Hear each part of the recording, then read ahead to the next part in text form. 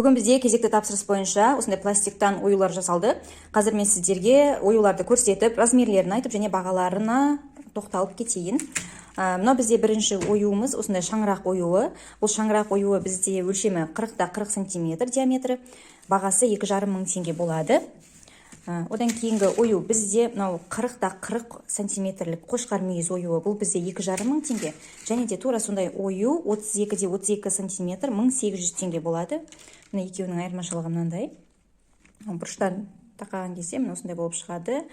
Мына 32-лік оюды 38-40, 42 рамкаға қойса болады, ал 40-лық оюды жан-жағына 2 сантиметр қосып 44, 45, 50 сантиметрлік жаңағы рамкаларға қойса болады.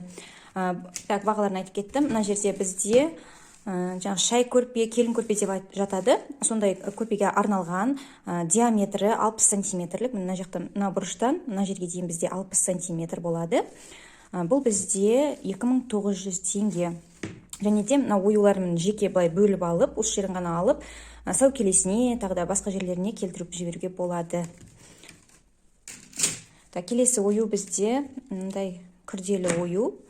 Бұл бізде 40-40 сантиметр өлшемі, 2,5 мың теңге болады. Мына жерін алып тастайық, қалып қойыпты. Содан кейін келесі ою бізде осындай тұтас ою. Бұл бізде көрпеге тұтастай кететін ою болғаннан кейін тұтас ою наборы деп аталады.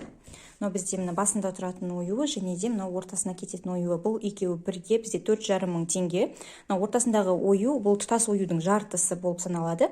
Бұл ені 40 сантиметр, ал мына ұзындығы 60 сантиметр. Матаға салған кезде бұл 120-да 40 сантиметрлік ою шығады. Және де мына ою бізде 50-де 25 сондай сантиметр. Бұл екеуі бірге жүреді және де бағасы 4,5 мың теңге.